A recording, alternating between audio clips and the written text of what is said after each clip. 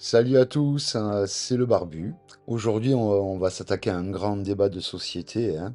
Faut-il dépénaliser ou légaliser le cannabis en France?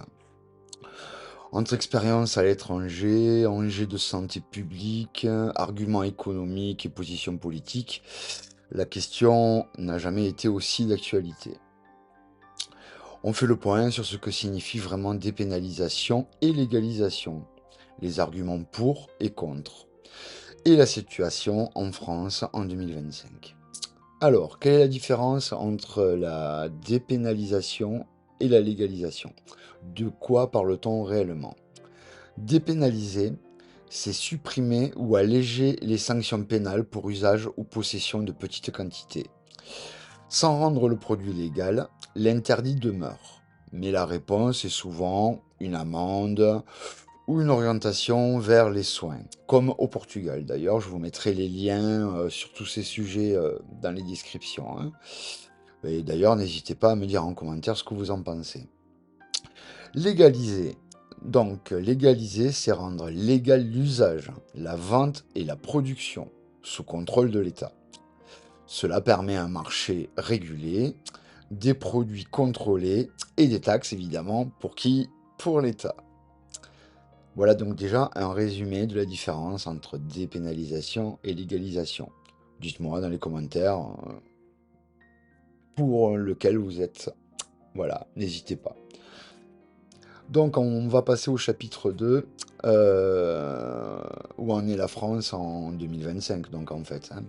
En France, la consommation et la détention de cannabis reste interdite et pénalement sanctionnée. Même si le débat est relancé par un rapport parlementaire début 2025 qui évoque une possible légalisation. Je vous mettrai également dans les descriptions les liens vers les articles concernés. Donc ensuite, on va parler du cannabis thérapeutique, hein, est en phase de généralisation avec un accès encadré pour certains patients jusqu'en 2026, hein. Politiquement, le gouvernement reste très divisé, hein, et la majorité présidentielle, enfin, il n'y a pas de majorité présidentielle, mais bon, s'oppose à toute légalisation à court terme. Euh, Ce qui peut être dommage, hein. Donnez votre avis aussi dans les commentaires, hein. Et donc j'en profite aussi, si cette vidéo vous plaît ou le sujet vous intéresse, je vous invite à vous abonner à ma chaîne, Le Barbu. Bon, maintenant on va regarder ce qui se passe ailleurs. L'Europe, elle avance. L'Allemagne, elle-même, a légalisé l'usage récréatif en 2024. Possession de 25 grammes, culture à domicile, clubs sociaux pour la distribution. Tout ça a été légalisé déjà en Allemagne depuis 2024. Il y a aussi le Luxembourg, Malte, le Canada ou certains États américains, hein, ont aussi franchi le pas avec des modèles variés, hein. Bon, vous- je vous mettrai aussi les liens. La dépénalisation séduit de nombreux pays européens, souvent comme étape avant la légalisation totale. Alors maintenant, on va regarder les arguments pour et contre. Alors, pour réduire le marché noir et la criminalité. C'est assez évident que si c'est encadré, on sait ce qu'a donné la prohibition, par exemple, avec l'alcool. Générer des recettes fiscales pardon, importantes, hein, jusqu'à 1,8 milliard d'euros par an, hein, selon Terra Nova. Vous aurez aussi les liens dans la description, hein.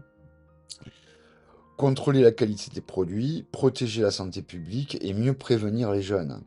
Parce qu'on peut réinvestir de l'argent dans la prévention, effectivement, aussi, grâce aux taxes générées par la légalisation. Libérer des moyens policiers et judiciaires pour d'autres priorités, ça me semble évident pour moi personnellement. Mais vous pouvez me contredire dans les commentaires, il n'y a pas de problème. Ensuite, contre. Alors bien évidemment, il y a les contre. Bon, ils sont contre pour des risques sanitaires, surtout chez les jeunes, hein. Donc il y a des troubles cognitifs, des dépendances et des aggravations de troubles mentaux. On peut parler de schizophrénie. Bon, il y a des problèmes chez notre jeunesse vis-à-vis de ces produits-là, quand ils ont des cerveaux qui sont pas finis de développer à première vue.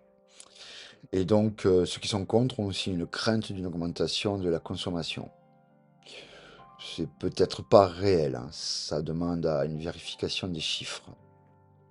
Doute sur la capacité à éliminer le trafic illégal. Bon, il y aura toujours du marché noir, c'est évident, ça dépendra des taxes et des prix. C'est possible aussi.